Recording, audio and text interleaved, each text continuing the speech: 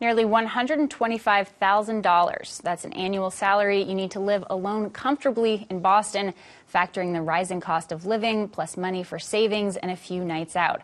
That's well above the median household income in Boston at around $90,000, and that gap is forcing a lot of people out. According to a new survey from the Greater Boston Chamber of Commerce, an alarming 25% of residents between the ages of 20 and 30 plan to leave the area over the next 5 years. Esvin Yancour is one of those residents. He joins me now along with Steve Meacham, Boston lead organizer with City Life Vida Urbana. Thank you so much, both of you, for being here. So, Esvin, can you just begin by sharing your story? You were living in East Boston, and you started to feel a lot of the pressures around the cost of just being here, right, with your family. Correct. Yes. I was living in East Boston probably about more than 20 years, but on the last apartment that I was living about 17 years. And we were paying our rent on time. Everything was fine. Even in COVID times, we never failed to pay on time. And then things started to happen. The landlord first told me that they were going to increase the rent, but my worry was they were going to increase it too much, like they did the last time they did, like about 35%. And then after that, they say they will not increase it, but they send me an eviction notice. Oh, wow. And then after that, that's when I was able to contact City Life Vida Urbana, and then they helped me through all these troubled times to try to get an agreement with the landlord. And eventually we got to an agreement, and I had to move out, and literally out of the city. So where do you live now? First we moved to Lynn. Now I'm living in Malden. But at that time we were literally displaced because we're a family, and then we had to go to different places. Yeah, you're talking about your wife and your son, right? My son and my mother. Oh, your mother. Okay. My mother and my niece. Mm-hmm. And so are you together now in Malden? No, literally we're displaced because we have to find rooms on different places in order for us to be able to live. But we're still trying to get an apartment. So you're all living in single rooms in different places? Correct. Yeah. Correct. Do you miss what you had in East Boston? Oh, of course. It's because I've been there for more than 20 years, and everything was pretty much closed. My work was closed, and we consider it a very safe place for us. But unfortunately, right now, we need rent control so that to keep families together. Yeah. That's because they literally displaced one family right now, and no, it's not just only us. It's more than, I would say, hundreds of families that are being displaced, especially from the Boston area. Yeah, a lot of people are being pushed out. This this survey from the Greater Boston Chamber of Commerce Foundation's Young Residents Survey, it was released earlier this month. They asked people about the factors in their decision to leave the area, and 66% said the cost of rent, 66% said job availability, and 55% said ability to buy a home. I think for a lot of people, the home buying part, for young people especially, just does not seem like a possibility in this market and with this current housing crisis that we're facing across the state. The same report said that if they asked young Greater Boston residents if they would be willing to stay or leave the area, 25% said they would be likely to leave, 65% said likely to stay, and 10% said unsure. Are you surprised at all by those results, Steve?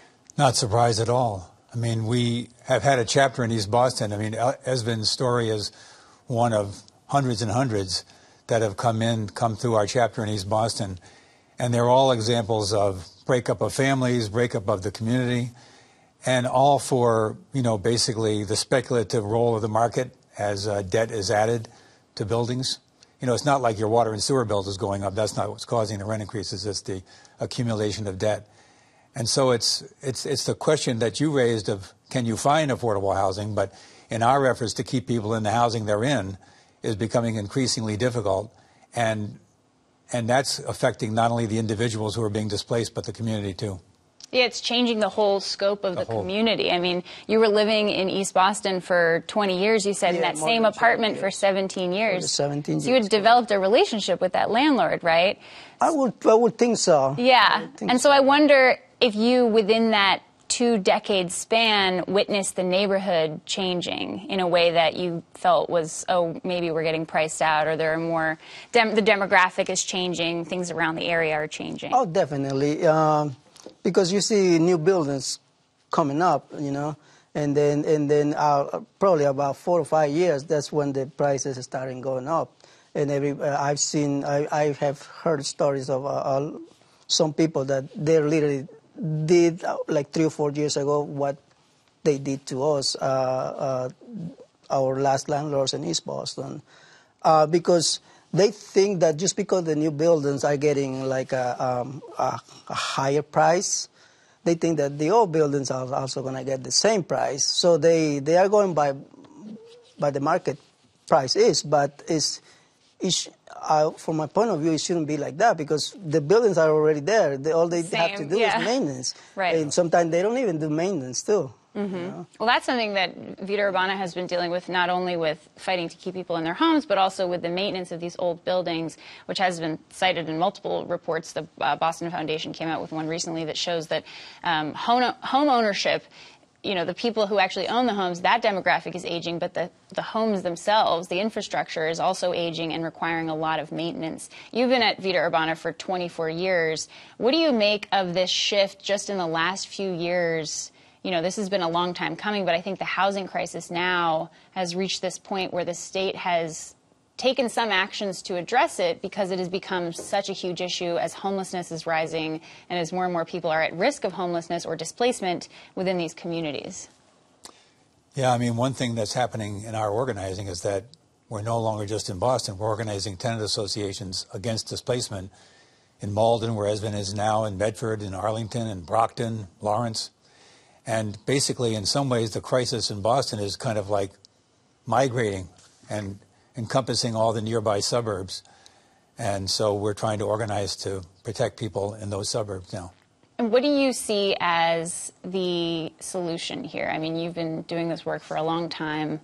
I don't know if in the last few years you feel like you're drowning in this crisis, but what are you hoping for as you continue this work? There's 3 things that we could do. Sometimes the displacement crisis is presented as intractable, unsolvable, just something that we'll live with. But it's not true. It's really a human-made thing. If we had rent control, which would go to scale, TOPA, Tenant Opportunity to Purchase Act, which allows tenants to buy buildings at the point of sale, and the transfer tax, which would provide the money to do that, we could make a serious dent in the displacement crisis. And in the process of doing that, we would be restoring and protecting a lot of working-class communities of color. And you, Esvin, you work, on this larger goal as well. You do advocacy. Are you hoping to get to a place where you can move back in with your family and reunite with them? Of course, yes. That has been, after we were displaced, that has been my main goal, to get back together. But unfortunately, at the moment, I haven't been able. But let's hope that we pass a strong rent control at an affordable price, that not even the professionals that are making more than $100,000, like people like me and everybody that's being displaced, can afford it. How do you feel that your life would be different in this, if you were able to stay with your family? It would be a whole lot different, because it would be less stressful. Right now, we're not living together, but I hope that we eventually get another apartment where we can all live together, and it will be less stressful and more enjoyable, because families are being displaced. It's real. It's not something that someone says, oh, someone is being done as we speak at the moment. Families are being displaced, and it gets really stressful. believe me. It's get very stressful because you start thinking a lot of things. You even think about being homeless, and even when you've been paying on time the rent, and then that comes up and it hits you like a brick, literally, because you never thought you're doing everything correct and something like that will happen. In your conversations with, how old is your son? He's about 25. Okay. And so in your conversations with him and then with your mother, do you talk about getting back to a place where you can be together? Yes, all the time. Yeah. All the time, yeah, because right now we live in different parts, so we do get together, and then we visit each other, but... and you've applied for one. Yeah. Okay. And... well, keep us posted. Let us know how that goes. Well, thank you. All right. Esvin Yancour and Steve Meacham, thank you both so much. Thanks for the invitation. Thanks for being Thank you. here. Pleasure.